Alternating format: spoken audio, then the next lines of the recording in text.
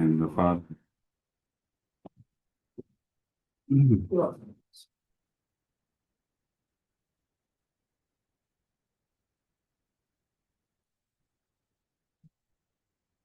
Hmm?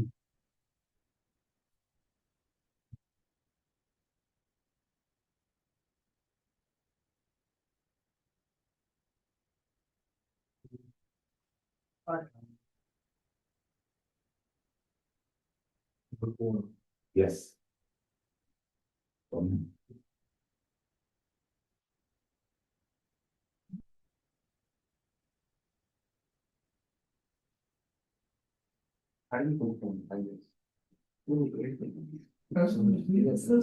Okay, this time we're going to study the covenant with David. So we did Adam, we did Noah, we did Abraham, and we did Moses and finish.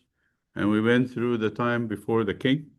And now we're moving into the kingdom.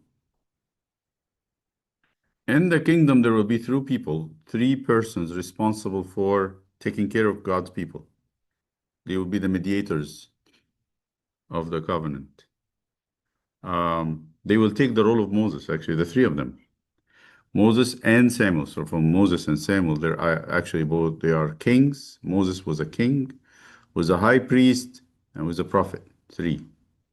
So I want to write that down. So after the, so I'm going to do introduction.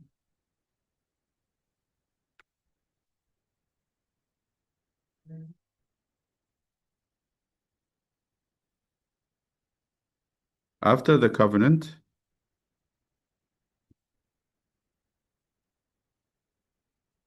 is God made with Israel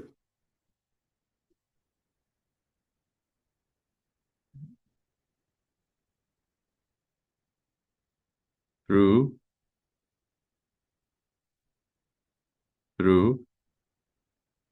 Moses on Mount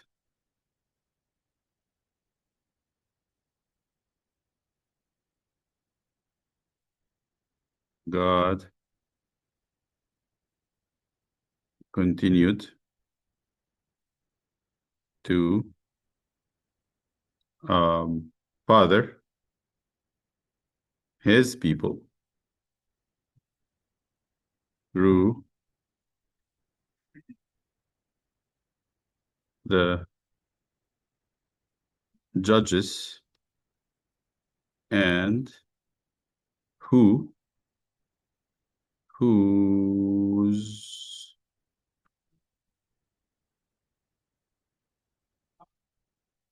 the last of them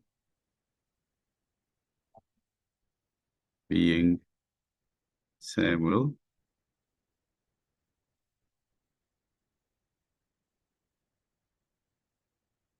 God is making a one last covenant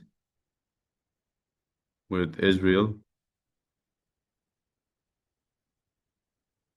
in the Old Testament. It is the covenant with the Davidic line. So we said Adam, Noah, Abraham, Moses, David. So which number is that? Number 5. And what's the difference about David? So Moses, David, and Jesus are 3 covenant that is fulfillment of the covenant with Abraham. As the covenant with David was the fulfillment of God's covenant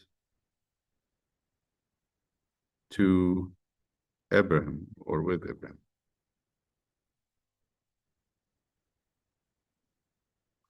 In the covenant with David, God secured for Israel the three, I'm going to call them shepherds. Who I do mean by that? Who are the three shepherds? I.e., who are they? The three shepherds are the king,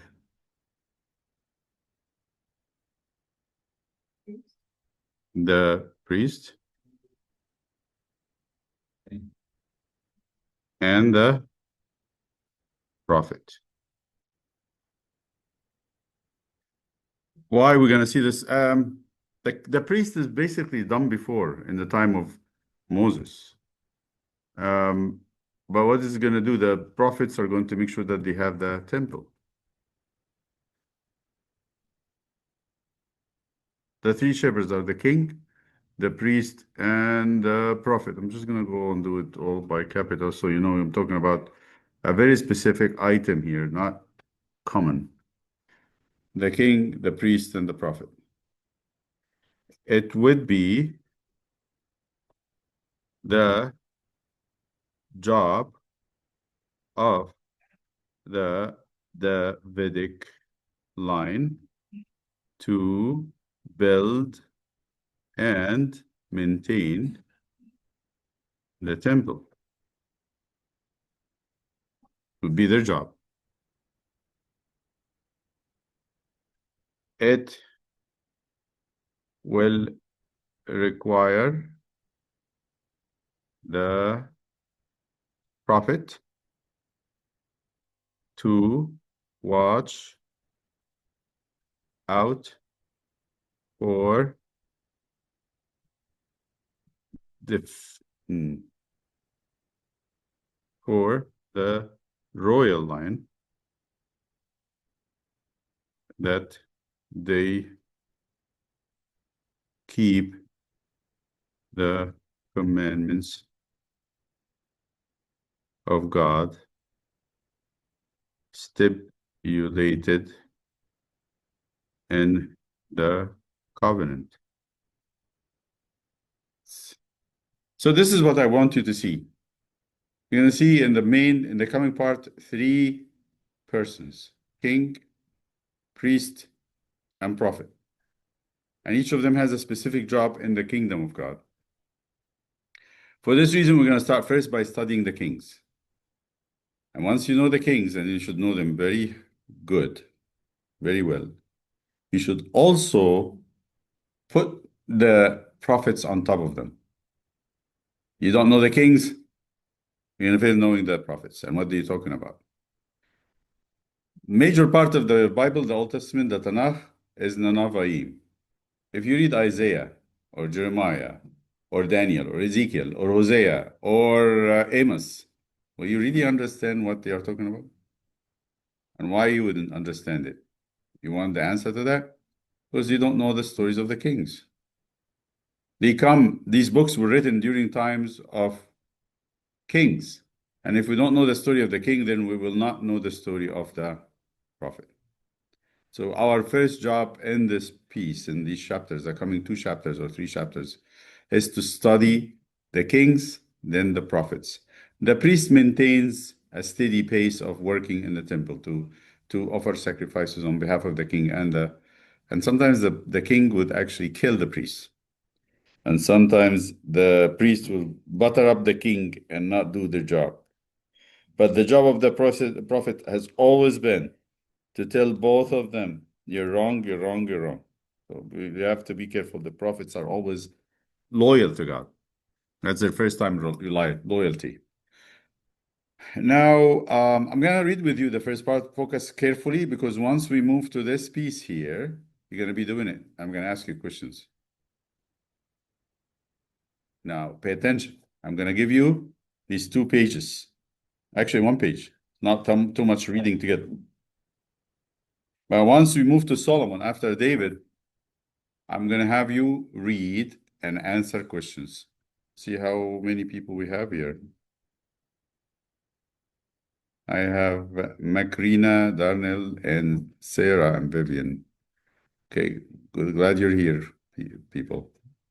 All right, so let's read the covenant. The covenant to David is number 5, and as I told you, we're studying the Bible, the Old Testament, from the point of view of the covenant. So, what did God say to David? First of all,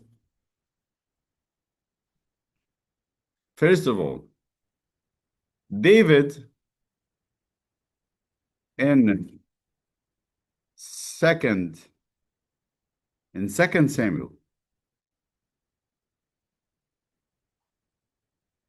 after the death of King Saul, David conquers Jerusalem.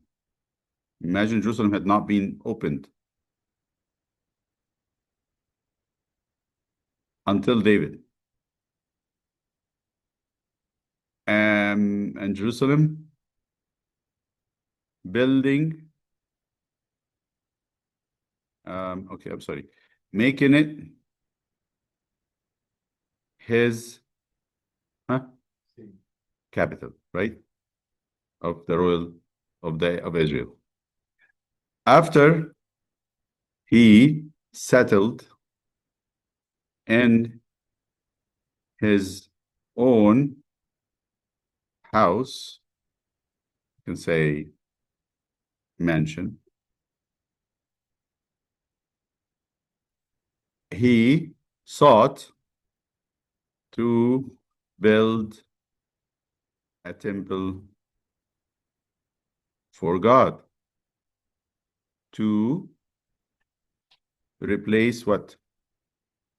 What he wants to replace? The tabernacle, the tent.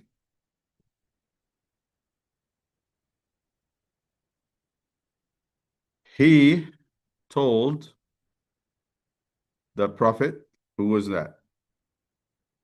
Prophet, which prophet? Nathan. That's the only way you're going to find Nathan in the whole Bible. About his plan. And what did Nathan say? No. Yeah. Nathan, the prophet, agreed and blessed his plan. Huh? What happened? God was like, no. At night, God rebuked Nathan for agreeing with David and told Nathan to give David the following response. Clear?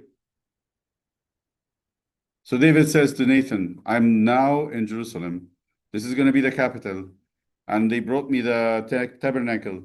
I live in a house built with cedar wood, like very, very luxurious place. And I'm looking from my house, from the window, and I see the tabernacle of the Lord is just a tent. I can't do that. I feel very disappointed, disgusted with myself. I need to build a house for God, worthy. And Nathan said, this is beautiful. Well, I know that whatever you do, God will bless. Then he goes home, and at night, God speaks to him. And did I tell you to say that? It's one of the places where you see the prophets actually, the reality of what it is. They are not speaking of themselves, and they cannot be given their own opinions. It must be what God says. That's why a prophet is the spokesperson of God. That's why when Moses did it, we saw this. Remember, I told you about this when Moses did rebuke the people harshly. What did God say? He didn't represent me. You're just talking from your own anger and frustration. So the same thing happened with Nathan. Again, so what did he say? When your days are fulfilled, when your days are fulfilled, and you rest with your fathers, I will set up your seed after you, who will come from your body, and I will establish his kingdom. He shall build a house for my name, and I will establish the throne of his kingdom forever. What he's talking about? I will be his father, and he shall be my son. Who is he talking about? Solomon kingdom established forever? No. Actually, the kingdom was torn from Solomon. The Lord swore an oath to David, a sure oath he will not revoke. One of your own descendants I will place on the throne. If your sons keep my covenant and statutes, I teach them, then their sons shall sit on your throne forever and ever. Where do we read this? Anybody's familiar with this? You're all familiar with it? Where is that? No, not this is not the one. Remember, O Lord, David and his meekness, how he How he swore to not rest until he finds a place for the God of Israel. And the Lord had made a covenant with David that he will not break. I shall put on your seed, your descendants, if they keep, if your children keeps my covenant commandment, they will continue to be on your seed. So who is that he's talking about? Anybody? But did Solomon really establish? He built the house for sure. But is that where the fulfillment of this? It seems like he's going to have it forever. His kingdom will be forever. Of course. That's what the angel said to Mary, as if it's the fulfillment given to the promise given to David. God established a covenant with David, and that included the following promises. Let's analyze them a little bit. God will establish the line of David as the line of kings over Israel. Number one, God will give David a son after David's death who will build the house of God. This promise was fulfilled partially in Solomon, who reigned while David was still alive. It was fulfilled completely in Christ, who came 1,000 years after David's death and built an everlasting house for God, which is the church. The third thing, the temple shall be built and maintained by the royal line. That's what I told you, the three persons. You have the king, the priest, and the prophet. The king, one of the jobs of the king is to build and maintain the temple. This covenant implied a tight relationship between the prophets, the kings, and the high priest. These three offices will continue throughout the rest of the history of Israel. We are going to study the relationship between the three offices. Why we didn't hear about them before in the time of Moses or in the time of Abraham for the covenant? Why we didn't hear about those three offices? Priests, kings, and prophets. Yeah. Kingdoms, they in the time of Moses weren't they like moving around, they weren't a set nation yet. Right. People, they were people without the land. So Yes. And who is doing the three jobs? Moses. Moses.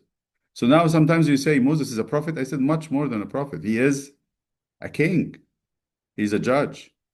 And he's also, remember how he was sitting judging everybody, and his father-in-law said, you cannot do that. You need people to help you with the minor stuff. So who is the king, the judge? It's usually the king. So he's a king and he's a prophet, and he's also ordained Aaron as a high priest. What does that mean? He's also a liturgist. He's a priest. How about Samuel? He did the same three jobs. He was a prophet. He was a priest offering sacrifices. He rebuked Saul that he offered sacrifices and didn't wait for him. And he was a prophet, a king, a prophet, and he was judging. Now, since we have the Davidic line, we have split the three jobs to different people. Now, I want to go on and continue. The reign of Solomon. Solomon was put on the throne by David, his father, while David still lived, the only king in the whole history that he was installed as a king while the father still lived. Solomon asked wisdom, because they were afraid that if David got sick or weaker, there would be a big fight. And the other brother, Adonijah, was planning to take over. And yeah, but Absalom was dead. Solomon asked wisdom from God, and God was pleased by his request and granted him wisdom and great wealth on top. He didn't ask for wealth, but he asked for wisdom, which is something God appreciated. God gave him the wisdom and I give him on top of it what he didn't ask. That's why St. Paul says he always gives us more than what we ask or even understand. Solomon constructed a temple on Mount Moriah, north of the ancient city of David. The temple was built according to the plans that David received from the Lord and passed on to Solomon. And we find that in First Corinthians. First Chronicles, I'm sorry. The division into a sanctuary and inner sanctuary corresponds to the division of the tabernacle into the holy place and the most holy place. David had established the order of the priests into 24 divisions of priests. You hear about it in the book of Luke. We're going to hear about Zechariah from the division of Abijah. I'm going to let you read that. It's first Chronicles 24. Remember, 24 priests, chapter 24 in Chronicles. He had written psalms and songs to be sung in the temple choir. Solomon followed the plan. So David actually set up everything. He set it up. Yes. Yes, absolutely. Absolutely. Because that's what it says, like Moses had done. David had done. He was inspired to build the temple. The God has given him a vision. Yes, I'm just saying it. So whatever that appears in heaven is mimicked on earth in the temple. You're absolutely right. So he did that. He wrote the Psalms to be sung in the temple. He ordained the priest and or arranged the priest in 24. He gave up the blueprints for the temple and he said everything. And Solomon had just to execute. The temple was modeled after the tabernacle took 6 years to finish and was consecrated on the seventh year. Hence, the tabernacle took six days to erect, and the seventh day it was consecrated. The temple, 6 years. What does that mean? It's yeah, absolutely. It's like the days of creation, like we're bringing back a microcosmos, like a small cosmos, a small earth. I would say this. This um, uh, related, this, okay, the seven, I would say number 7, relates the tabernacle and the temple to the days of creation. That's why the seventh day is always the day of consecration, day of sanctification. And it's very important to realize that. So here is a temple, how it is set up. That's the temple. We're very similar to the tabernacle. These are chambers all around. This is the holies, the holy place, and this is the holy of holies. The table of bread show comes before, usually on the right side in the on the person entering into. On the right side, this one is actually on the front, and if just in front of the veil where it goes to the Holy of Holies is the altar of incense, like in the tabernacle, but then outside is the bronze altar and the laver. There's 2 pillars here. There's 2 pillars with names. Boaz and I think Yakin or Jakin. These are the lampstands and the tables all around 6 and it's 5 and 5. All right. This is from Nelson. You see here, I need to push this down. This is not good. See if I can see that. Yes. So this is the city of David. Anybody knows? This is David, city of David, Zion. And this is the temple place. Altogether, how many acres do you think? Give it a guess, a good guess. 3,000. Huh? Huh? Huh?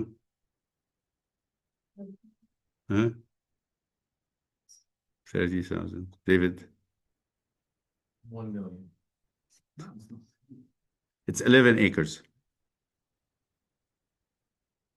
Yeah. In the time of David, Jerusalem was 11 acre. This land here, but there is difference in acres. It's totally 21. So it's half of this land. That's the city of David. Before you go wild, because sometimes we don't understand what they are talking about. You're thinking epic proportions. It's not. Is our church bigger than David's palace? Yes. No. I would say the palace was big because this area was only for him and his close men, like the army leaders and stuff. It was not like a huge city with everybody there. Yeah. Huh? Yeah. Yeah. It's just the whole land is 11 acres. When it got bigger in the time of Solomon, how much it was? Just keep that in mind. Huh? You're very close. Yes. 35. In the time of Solomon, it was 35 acres. Just this is good because it shakes us out of our own projections. You're projecting your contemporary times on it. And you're thinking of like Buckingham Palace or, what's that name of the thing in Asheville? What's the name of the place in Asheville? Have you been there? No, it's a mansion. It's a big mansion for huh? Really? Biltmore. Biltmore is closed? Maybe if and the hurricane, yes. Talking about 11 acres. Don't compare. No comparison, right? Yes, go ahead. Outside the city limits, right? Yeah, yeah. Like There's those walls, were those walls, the outline I've seen? yeah, there were people living outside for sure. And this is the Israel at the time of, so there'll be Israel and Judah, Israel, the 10 tribes, and Judah and Benjamin here. Actually, Jerusalem itself was not in Judah. Anybody knows where Jerusalem was? In Benjamin. This area here is Benjamin. Let me show you. Jerusalem is here. This is Benjamin, this area here. And all this area is Ephraim, where Shiloh is, and Manasseh. Gad and Manasseh here, and Reuben. Rest of Manasseh is here, and then you have the rest of it. Simeon is a little bit here too. Okay, now I'm gonna leave you this, and I'll come back and ask you questions. Remember the name. Remember the name. You can do it together if you want. And remember the most important thing in the story. Just the name. How many of them? 1, 2, 3, 4, 5, 6, 7, 8, 9, 10, 11, 12, 13, 14, 15, 16, 17, 18, 19. 19 names. Just read them and remember one important thing about them. That's all they'll ask. You don't have it? What is it? Yeah, she has. That means there's less things to know. All right, because we need to start. All right, everyone. You can open your document if you want. You can look at it. First question, Rehoboam, refusal. Who is the king and who is the rebel? Rehoboam or Jeroboam? Who is the one that rebelled? Rehoboam. You have two names that's very close, Rehoboam and Jeroboam. Which one is the king? Which one is the one that rebelled against him? Rehoboam is the... Look, you have open book. You can open it. Rehoboam is the king. Jeroboam, just remember, Jeroboam is like the gerbil. You know what's the gerbil? Just remember, what's a gerbil? Gerbil is like a tiny hamster. Yeah. Yeah. Actually, a breed of called hippity. I don't know. It's actually so minor that you feel like so what I do, the breed of hamster that hamsters are not and it's rats. No, but the rats are then.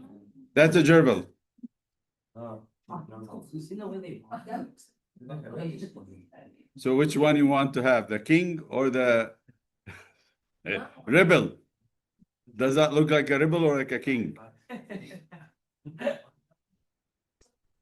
Huh? Huh? So I would give that to the rebel, right? It's not supposed to be the son of David. By the way, the Davidic line is supposed to be the line of the lion. The line of the lion. The line of David. So David supposed to be symbolized by a lion. So to remember, Jeroboam is Gerbil. Okay? Jeroboam. Just to remember, I'm just telling you. When I wanted to remember things, I give them those names. So Rehoboam is the king. Refusal to ease taxation most clearly shows that leadership failure often begins with, you have the four. You see them? You can answer those online. You can answer that too. Pride that rejects experienced counsel, military weakness, the religious disagreement, foreign interference. What was the case in this one? It's A. Good job, Macrina. The division of the kingdom after Solomon demonstrates that God abandoned David's covenant. Political unity depends solely on force. The people lacked loyalty. National sin can have generational consequences. Generational consequences. Okay. D, correct? Correct, because it was the son of David. The son of David that caused that, and Solomon too. Asa's spiritual decline. Which one is Asa? What was he? Anybody can give me something about Asa? I don't know. So yeah, I used to remind. I'm gonna have to test quiz myself to see if I remember them. So Dawood, Sulaiman, Rehoboam, Abiya, Asa, Yehoshaphat, Yehoram, Isaiah.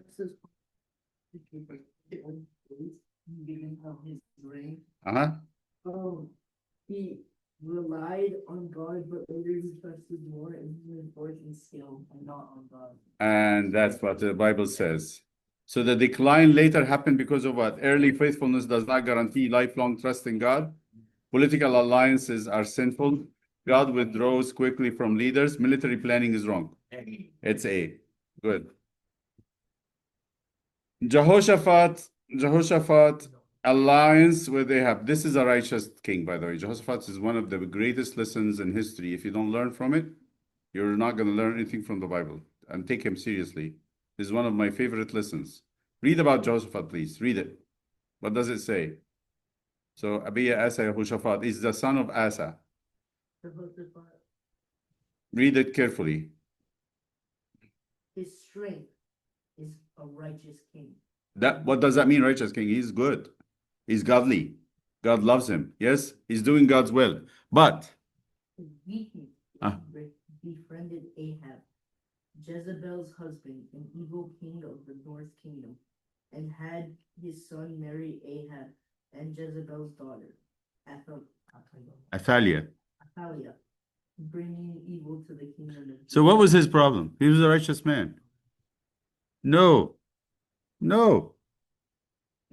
He didn't have to do any of it. No. You're not getting it. Read it again. What his weakness was. befriended Ahab, Jezebel's husband, an evil king of the north kingdom, and had his son marry Ahab and Jezebel's daughter, bringing evil to the kingdom of Judah. Oh, I think It was a trick question. It was a trick question. It's for friendship. Moral compromise for friendship, bro. He was a friend of Ahab. Basically, he didn't need anything. He just was a close friend to him. What does that tell us? Friends, whoever's you You can be the righteous person in the world, the most righteous person in the world, but you got a bad friend. Forget it. We know what happened after that? The kingdom of Judah, which was a good kingdom, the children of David, got very corrupted. And you're going to see that. Next, so it's D. The marriage alliance with Athaliah illustrates how. Read about the child of what's his name? Jehoram.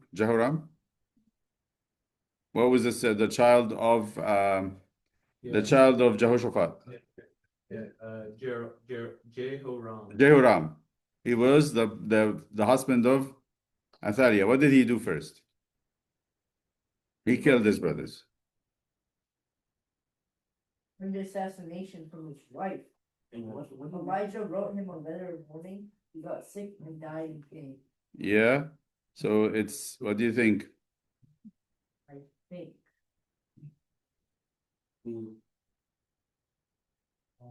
One ungodly, good job, it said B. One ungodly relationship between a righteous king. He only have one weakness, as a friendship with someone who's not good. Trash the kingdom, the whole kingdom. And this is something for us to learn, no matter how good it is. He loved his friend. So Jehoram killed, what do you call that? What do you call killing brothers is? Fratricide. Yeah, just, I guess you should, what was that? What was that, Mr. Bubbly? Say it again. So I guess Lucas has to watch out. I guess sisters are not a big problem, and Lucas and Jonah and the rest of the brothers. Fratricide. Okay. Next, Jehoram's fratricide shows that evil leadership, A, always produce immediate judgment, eliminates prophetic influence, is learned and reinforced through ungodly relationships, is biologically inherited. B. Not D, It's B. not B. The one that is B. It's C. It is C, See? Yeah. Guys, you have to read the question. right? So where he gets that fratricide idea? From his mother. From his wife. I guess from his wife, you're right. And from her mother. Because Athaliah is the daughter of the most wicked women in the whole Bible from beginning to end. The epitome, the title of evil is Jezebel. All right, so Elijah's written warning to Jehoram emphasizes that prophetic authority transcends time and distance because he's up in the north. Elijah's in the north. He's not in the south with him. We're talking about the southern kingdom. Prophetic authority transcends time and distance. Written prophecy replaced oral prophecy. God delays judgment indefinitely. Judah no longer needed prophets. It's A. Like he didn't really mind that he was living in another country. Matthew, what is it? Share. The person that was yelling outside, Why are you paying attention to them? it just took my attention away from. That's because you're not attentive. Next, Athaliah's attempt to destroy the royal. What did she do when her son died? Where yeah. Wait. What did she do when his son went up north with his grandmother and his uncle, and they killed him over there? She heard that her son died. What did she do? The son of the prophet, his father advised him of evil. He was killed in Israel. And then what happened when he died? That's coming about Athaliah. What Athaliah's reign? She killed all the royal line. She killed all her grandchildren. All her grandchildren. Why? Because she wanted to be the. Yeah, she didn't want anybody to be the king but her. Human attempts to erase God's covenant plan, of course. I like that. So it's not about her being a female. There was a female leader. Anybody knows the female leader from our study? The book of Judges? Deborah, right? So human attempt to erase God's covenant. Can humans do that? No, not at all. So she wants to replace the Davidic line and install a new line by herself. That's what happened up in the north. The survival of Joash, that's one of her grandchildren, best demonstrates human ingenuity, preserving history, accidental survival, political rebellion within the palace, divine preservation of the Davidic line. D.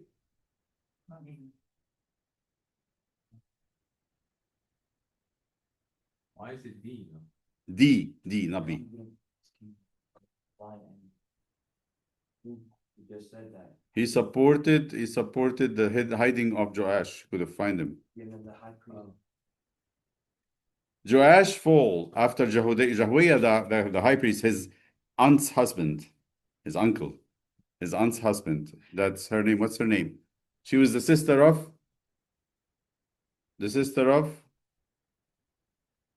What's the wife of Jehoiada's name? Jehoshabeth. Jehoshabeth.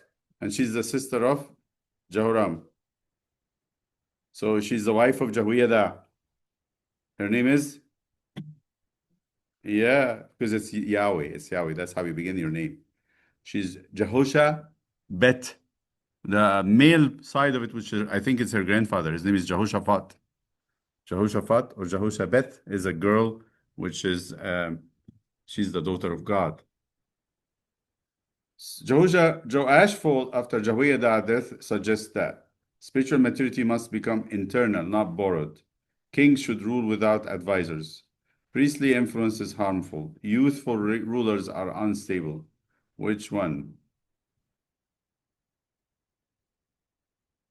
Yeah, he was saved. He was saved by the high priest, right? Hidden from Athaliah to be protected, but it did not set in his heart yet. He did not remember that actually his son, his cousin, the father of his cousin, was the one to protect him from Athaliah and keep him alive. Very sad story. So it has to be more internal, not borrowed. The murder of Zechariah shows that rejecting divine correction often leads to temporary peace, violent suppression of truth, religious reform, political success. Temporary? Reject. It's eight.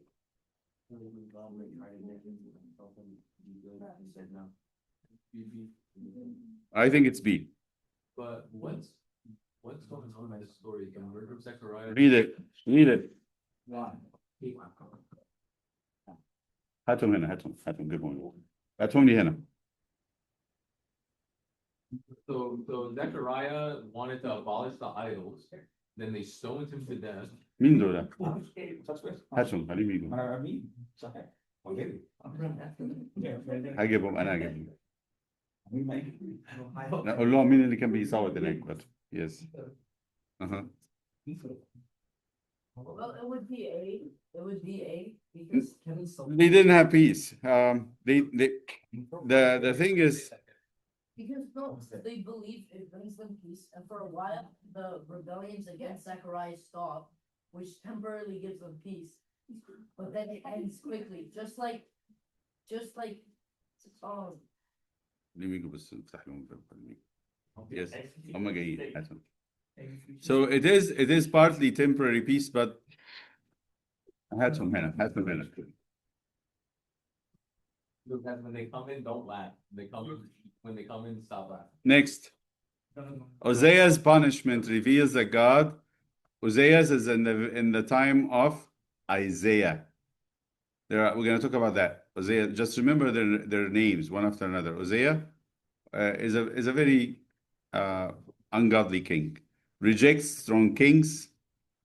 So Hosea's punishment reveals that God rejects strong kings, enforces strict separation between political and religious rules, values ritual purity above righteousness, opposes pride, and oversteps divinely set boundaries. Or opposes pride that oversteps divinely set boundaries. Okay? Anybody else?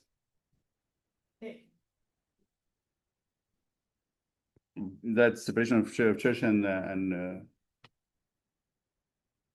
One side. come here. What was that? What was that about?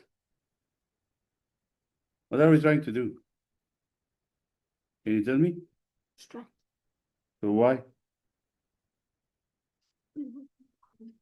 I don't think you should play hide and seek when there's people meeting in a classroom. Correct, Mr. Vienna? Okay, so what you should do? What am I gonna do? Huh? You know, you can play, but not here. I'm not saying that you don't need to play. Right, Mr. Savio?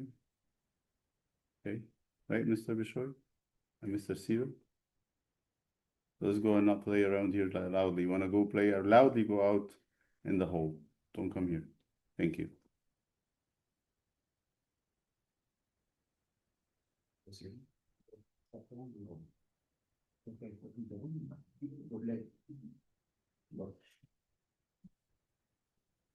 No party pooper. I feel bad, but you know what? All right. So I think it's about the boundaries and how God wanted to set those boundaries. He didn't really care much about godly stuff. Jotham, anybody remember Jotham is the son of Hosea, son of Hosea. Hosea is the king that when he died, Isaiah started prophesying. Hosea was like putting a border. He was like a micromanager, doing everything by himself, and he wants to do everything. Nobody can do anything, not even breathe. So Hosea is a very proud king. Jotham is his son. Rain teaches that avoiding the temple is sinful. National righteousness depends entirely on the king. Personal faithfulness can exist despite widespread corruption. Temple worship guarantees obedience. Which one you would say would be the correct answer? Okay, why did you say C? Why? You didn't read it? All right, why did you say D? See, because like, well, let me read it again. It doesn't guarantee really. So she's right. It C looks more right because it doesn't really. He was in the middle of his father was actually doing a lot of wrong things, but he stayed his place. But he was afraid. He got so scared to go into the temple even. Ahaz, that's the one. Ahaz is the one during which Isaiah gave him the Emmanuel oracle. What's the Emmanuel oracle? Yeah, it's to Ahaz, right? Ahaz is the one. He is the son of Jotham. Um, Ahaz's rejection of Isaiah's sign demonstrates that signs force obedience, faithlessness can persist despite clear revelation. Prophets spoke only symbolically. God withdraws revelation from sinners. Which one? What was the story in chapter 14 of Isaiah? I'm sorry, chapter 7, verse 14. What does he say? He told Ahaz, don't be afraid. There's two countries coming to fight you. Don't worry about them. Ask for a sign if you want.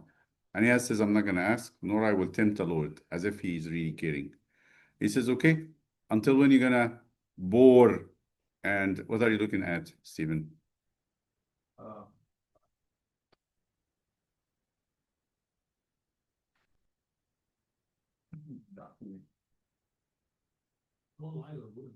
Yeah, don't worry. The document. Yeah, he has the document open now. Now is the operative word. Okay. Ahaz's rejection was because of what? Look at the question, answer them.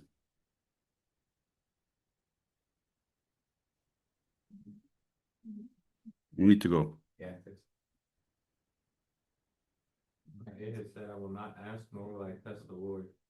And he said, Hear now, house of David, is it a small thing for you to weary men, but will you weary my God also? You're wearying me right now, but that's fine. I'm talking to you, David. So go ahead. I'm sorry. Yeah. Between you and the little kids. Is it me? Yes. Good job. Isaiah told him, ask for a sign. And Isaiah gave him a sign. He didn't care because he didn't believe. The carelessness, that lack of care, it's a sign of lack of belief. We are not interested. That's what you're saying, actually. When you come to the pre-sermon class or you come to the church and you're not paying attention, all what you're saying is, I really don't care. I don't believe in any of it. Just forget about it. Move on. And I'm going to move on. I need to go and do the Vespers. Thank you. I'm going to move on.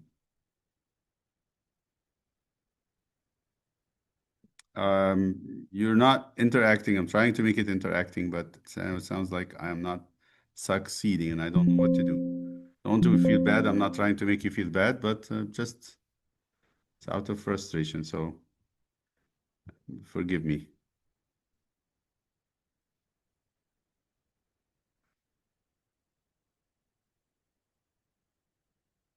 Let me just save this before I leave.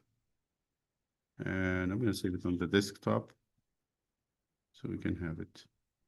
Anyone have a question from people online? I don't want you to be at disadvantage because of what's happening here. Anyone? All right. Just read that chapter. We need to read it. And then make sure that you remember the names. I would recommend you memorize the names, like I did when I started studying this. Memorize them. David, Dawood, Sulaiman, Rehoboam, Abiya, Asa, Yehoshaphat, Yehoram, Uzziah. Actually قبل عزية في عزية يوثام أحاز حزقايا منسى بعد منسى في أمنون then يوشيا بعدين بعد يوشيا ابن الأولاني I forgot what his name is يهوأحاز and then بعد كده يهويا قيم then يهويا كين then Metaniah or Zedekiah, and that ends it. Each one of them, in my mind, I have a story for him. I've done this twice, and that's it. I'm not a good thing. I'm good at memorizing, but I have tricks in my mind. I can do it. Once I knew this, I have the book of Kings, first and second, and I have the prophets. Without knowing this skeleton and the stories, you will have no idea what this. So I'm going to tell you. For example, Isaiah is a prophet for 5 kings. Well, who are they? He's a prophet from the time of Hosea, the first one, and then Jotham, Ahaz, Hezekiah, and Manasseh. He's started in the 6th year in the year that Hosea died. He was killed by Manasseh. He was sawn in half. So those 5 kings are covered by Isaiah. If you know the 5 kings, you will know how to read Isaiah and understand it. Jeremiah, another 5 kings. He started in the time of, he was a child in the time of Josiah. And he went all the way to Metaniah, the end. So you have Isaiah 5, and you have in the beginning, and you have Jeremiah 5 at the end. All the other prophets are actually around the rest of the kings. They're not too much, not too many. Just don't be intimidated by the names and the numbers. Do this a couple of times in 1 week in between, you will get all of them. Let's say our Father. Make us worthy, let's say thank you. Our Father who art in heaven. Be thy name, thy kingdom come, thy will be done on earth as in heaven. Give us today our daily bread, and forgive us our trespasses as we forgive those who trespass against us. Lead us not into temptation, but deliver us. May the love of God the Father and grace of His only begotten Son, Jesus Christ, and the fellowship of the Holy Spirit be with you. In peace be with you. I'm going to send you questions that has not that deep, just to look into the events. That's it. Not the theology.